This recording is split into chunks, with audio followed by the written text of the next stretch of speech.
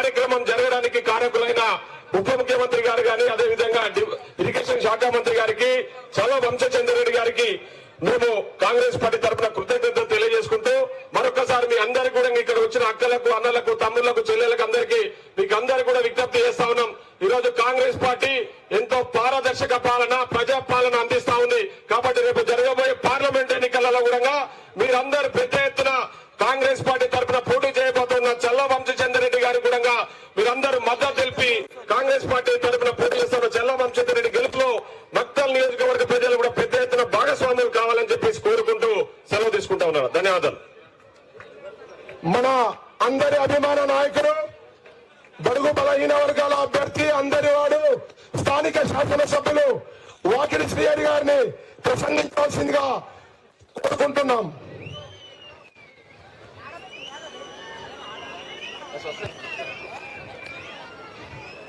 సభ అధ్యక్షులు, గ్రామ కాంగ్రెస్ పార్టీ అధ్యక్షులు, అదే మాదిరిగా జిల్లా అధ్యక్షులు,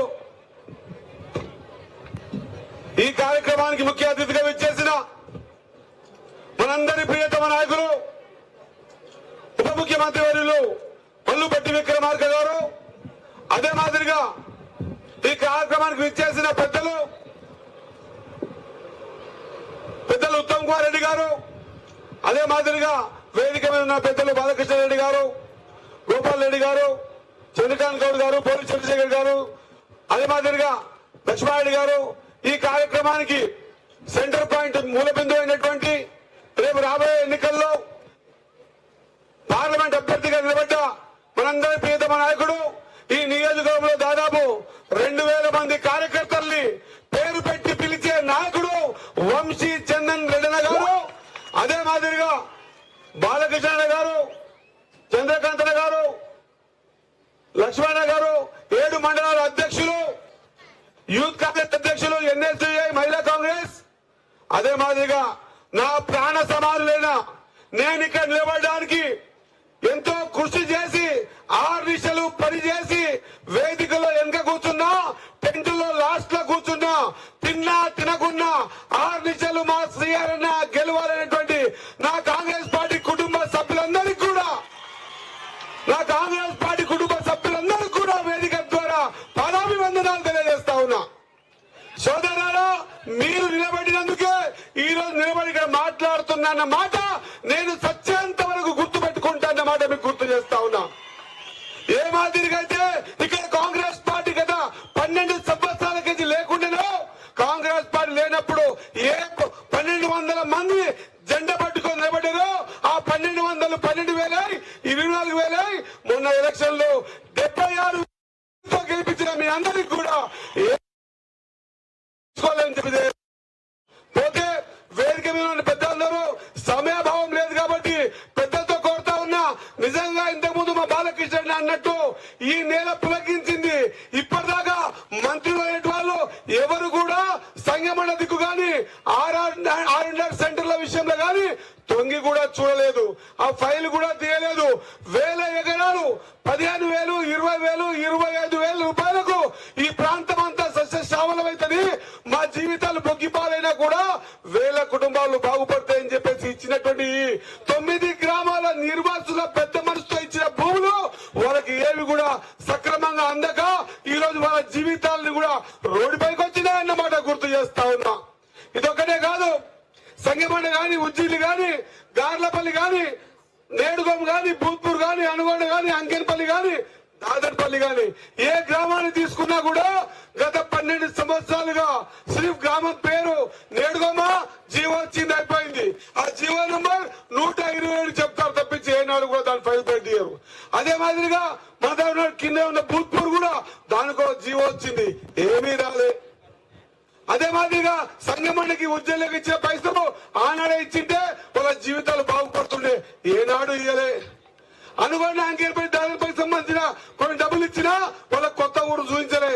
వాళ్ళ జీవితం అంతా కృష్ణా బ్యాక్ వాటర్ లో ఉన్నటువంటి పాములు, మొసళ్ళు ఓ ఆపుతో వాళ్ళ జీవితం కొట్టుమిట్టాడుతా ఉంది. నేను ఈ వేదిక మీద వచ్చి మొన్న పోయి అడగంగానే ఖచ్చితంగా అన్నా మా ప్రాంతం ఇట్లా ఉంది, ఈ ప్రాంతంలో ఎవరు పట్టించుకోలే. గత 10 సంవత్సరాలుగా లేదా 18 ఏళ్లకి ఇచ్చినటువంటి శాసనసభ్యులు ఏనాడు కూడా ఈ ప్రాంతం ఒకటి ఉంది, ఇది ఒక నియోజకవర్గం, దీనికి 7 మండలాలు ఉన్నాయి, 3 మున్సిపాలిటీ ఉన్నాయి, ఈడ కూడా బతికేటోళ్ళు మనుషులే అనే విధంగా ఎప్పుడూ చూడలే. ఎంతసేపు ఉన్నా తనకు కావాల్సిన సౌకర్యాలు తీసుకున్నారు తప్ప ఈ ప్రాంత ప్రజల గురించి ఏనాడు పట్టించుకోలే. అటువంటి పరిస్థితుల్లో మీరందరూ కూడా కొత్తదనం రావాలా, మా శ్రీహరైనా ఉంటారని చెప్పేసి మేము కోరుకున్నారు. అందుకే మీకు చెప్తా ఉన్నా, మీకోసం గెలిచిన గంటకెంచి పరితపిస్తా ఉన్నా. నాలాంటి ఆలోచన విధానం ఉన్నటువంటి మన వంశన్న కూడా మన మధ్యలో ఉన్నది మధ్య ఖచ్చితంగా ఆయన్ని కూడా ఏ మాదిరిగా నేను ఆదుకున్నారో అదే మాదిరిగా వంశాన్ని ఆదుకోవాల్సిన అవసరం ఉంది.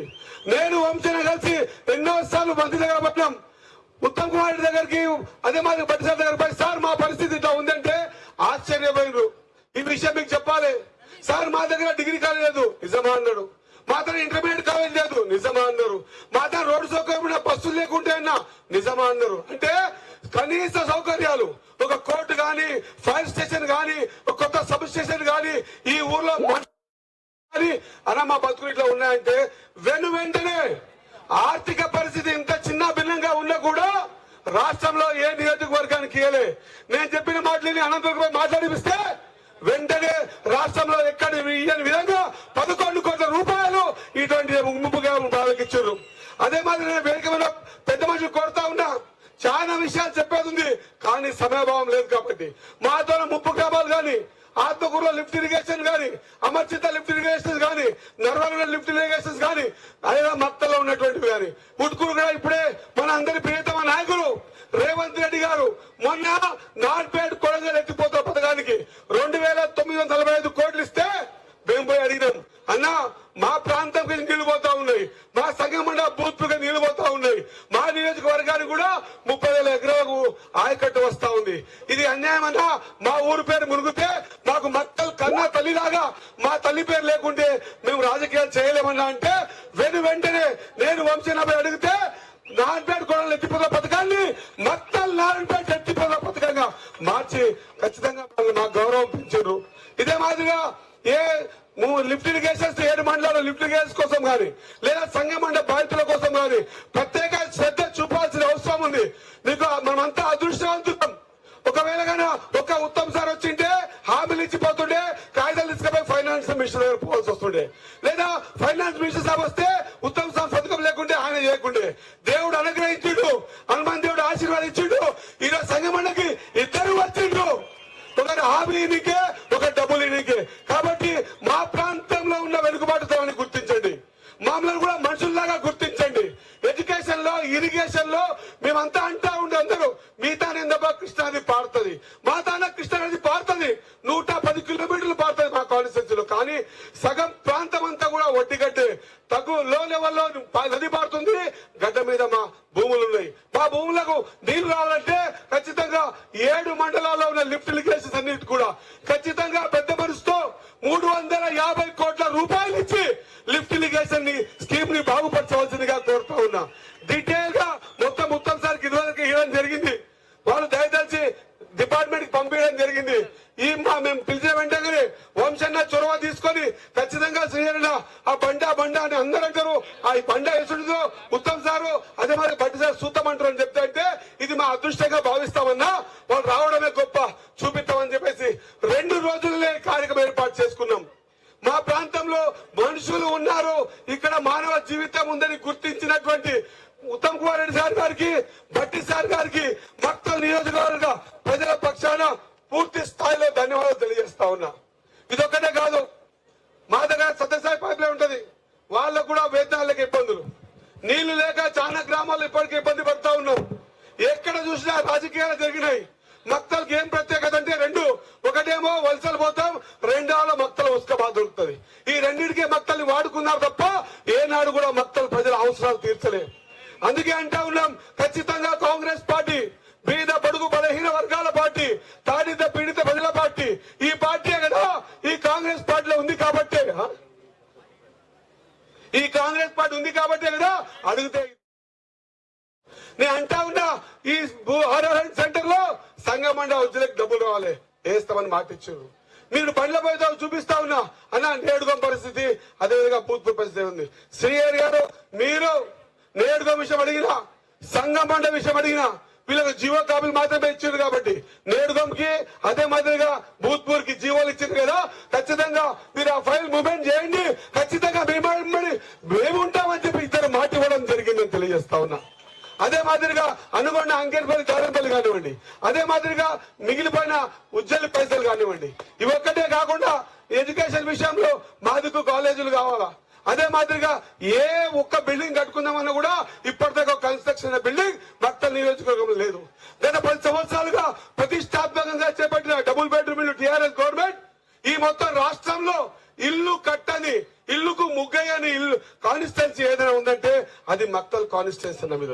అంత దళితంగా మా జీవితాలు ఉన్నాయి కాబట్టి పెద్ద మనసుతో మీరు ప్రతిసారి వాచి చూపిస్తా ఉన్నారు కాబట్టి మీ సమయభావం ఎక్కడ తీసుకోకుండా మక్తల్ ప్రజలం ఏమొచ్చినా ఏమడిగినా కూడా ఖచ్చితంగా మా అందరికి చూపించి మా బతుకులు బాధ్యతను కోరుకుంటూ ఇంతకుముందే సంగమండ డ్యామ్ మీద బట్టి సార్ అడుగుతా ఉండే ఉత్తమ్ సార్ని, సార్ ఇంత బ్యూటిఫుల్ గా కట్టింది కదా దీనికి గ్రీజు కూడా పెట్టలేదు ఇదేందని. నేనన్నా దానికి కాదు సార్, మా బతుకులకు కూడా గ్రీస్ లేదు, మా బతుకులు కూడా ఎండిపోయినాయి అని చెప్పిన. వాళ్ళు వెంటనే ఏమన్నారు తెలుసా, మరి నీళ్ళు ఎన్ని వాగుతాయి నీళ్ళు అన్నాడు. సార్ వర్షాల మీద 1.2 TMC ఆగుతాయి అన్న. మరి ఎంత దీని కెపాసిటీ ఎంత 3.8. ఎందుకంటే కర్ణాటకలో కొన్ని భూములకు డబ్బులు అంటే వెంటనే ఆ ఫైల్ చేపట్టు, కర్ణాటకతో మాట్లాడి ఉత్తమ్ కుమార్ సార్ గారు దీన్ని చేపట్టండి అన్నారు. కాబట్టి ఖచ్చితంగా ఏమడిగితే అది వంశన్న ఈ రోజు మీకు రుణపడి ఉంటాం. మీరు ఇంత పెద్ద ఆలోచనతో మా ప్రాంతంలో ఉన్నటువంటి ఇటువంటి దయనీయ జీవితాల బతుకులు వెలుగు చూపెట్టడానికే మీరు తీసుకొచ్చినందుకు, మీరు మా ప్రాంతం పట్ల పూర్తి అవగాహన ఉన్నందుకు, అటువంటి వ్యక్తి మనకు అభ్యర్థి అయినందుకు గెలిపించుకోవడం అనేది గతంలో 14లో ఇక్కడ గెలిచిన ఎమ్మెల్యే అభివృద్ధి పేరు మీద టీఆర్ఎస్ గెలిపారు 10 ఏళ్ళ. ఆ 10 నుంచి 23 వరకు ఈ కాంగ్రెస్ పార్టీ కార్యకర్తలే, ఉత్తమ్ సార్ బట్టి సార్, ఈ కాంగ్రెస్ పార్టీ కార్యకర్తలే గ్రామాలలో గట్టిగా నిలబడి ఈసారి శ్రీహరి గెలిపించిన మాట మళ్ళొక్కసారి తెలియజేస్తా ఉన్నా. కాబట్టి మనమంతా కూడా అదృష్టవంతులం. మనం గెలిచే సందర్భం 35 ఏళ్ళు వెనక్కి పడ్డా కూడా రేపు రాబోయే రోజుల్లో వారి ఆలోచన, వాళ్ళ మధ్య నేను కూర్చున్నది 15 నిమిషాలే వాళ్ళు చూపించే చొరవ, వాళ్ళ ఆలోచన చూస్తే నాకు అర్థమైపోయింది.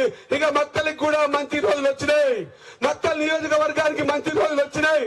మనమందరం కూడా బేఫికర్ గా మన తర్వాతి తరాన్నైనా ఈ విధంగా దయనీయ స్థితిలో బతకనివ్వకుండా కొంచెం మంచి స్థాయిలో బతికేటువంటి పరిస్థితులు కల్పిస్తామని మాట చెప్పినటువంటి ఉత్తమ్ సార్ గారికి, బట్టి సార్ గారికి, వరాలు ఇచ్చేటువంటి ఉత్తమ్ సార్ గారికి, దానికి డబ్బులు ఇచ్చే బట్టి సార్ గారికి మీ అందరి తరఫున హృదయపూర్వక ధన్యవాదాలు, నమస్కారాలు తెలియజేసుకుంటూ సమయాతీతం లేదు కాబట్టి ఖచ్చితంగా ఒక చిన్న రిక్వెస్ట్ సార్. ఇప్పుడున్న పరిస్థితుల్లో మా దగ్గర నీళ్లు కర్ణాటక ఆల్మట్టి డ్యామ్ నారాయణపూర్ తర్వాత మాకు కర్ణాటక ఆల్మట్టి నారాయణపూర్ డ్యామ్ లో నీళ్లు వదిలితేనే కృష్ణా నీళ్లు వస్తాయి. ఈ మొత్తం ఈ ప్రాంతం అంతా కూడా ఒట్టిగట్టి అయిపోయింది. చాలా మంది రైతులు బాధపడతా ఉన్నారు. దయచేసి కర్ణాటక గవర్నమెంట్ తో మాట్లాడి ఖచ్చితంగా 30 TMC నీళ్లు వదిలితే మా వాళ్ళ జీవితాలన్నీ బాగుపడతాయన్న విషయాన్ని ఒకసారి మీకు గుర్తు చేస్తూ ఈ అవకాశం ఇచ్చినట్టు.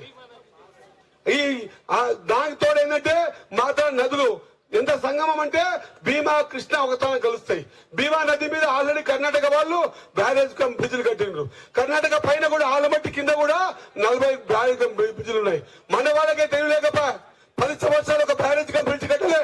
ఆ కట్టకుండా మన నీళ్ళని కూడా జూరాలకు తరలి శ్రీశైలం పోతా ఉన్నాయి. కాబట్టి మా దగ్గర భీమా నది మీద, కృష్ణా నది మీద బ్యారేజ్ కమ్ బ్రిడ్జ్లు కట్టి ఇక్కడ వచ్చిన ప్రజానీకమంతా కూడా 1000 ఆశలతో మీరు వచ్చి మాకు వరాలు ఇస్తారు, మా జీవుల బతుకులు బాగుపడతాయి, మేము ఏదైతే బొంబాయికి బతకనికే పోతుంటామో బతుకులు మళ్ళీ ఆగిపోతాయి. నారాయణపేట కాన్స్టిట్యున్సీకి అయితే ఒకటే బస్సు, మాకైతే ఇక్కడ బస్సు, ఇక్కడ ట్రైను, ఈ రెండు పట్టకుండా బొంబాయికి పోతాం. బొంబాయికి పోకుండా ఆపవలసిందిగా, అదే మాదిరిగా మీరు ఇంత బిజీ షెడ్యూల్ లో కూడా మాకు సమయం ఇచ్చినటువంటి ఉత్తమ్ కుమార్ గారికి, ఉత్తమ్ కుమార్ సార్ గారికి, బట్టి సార్ గారికి, అదే మాదిరిగా వాళ్ళిద్దరికీ తీసుకొచ్చిన వంశీ షాద్ సార్ గారికి మనమందరం కూడా పెద్ద ఎత్తులో చప్పట్లతో మరొకసారి కృతజ్ఞత తెలుపవలసింది కోరుతా ఉన్నా. ఒక విషయం, మనం మొన్న ఎలక్షన్ లో కష్టపడ్డాం. ఆ రోజు కాంగ్రెస్ పార్టీ లేదు. కాంగ్రెస్ పార్టీ కార్యకర్తలారా, కాంగ్రెస్ పార్టీ లేనప్పుడే మీరు మీ సీఎం గెలిపి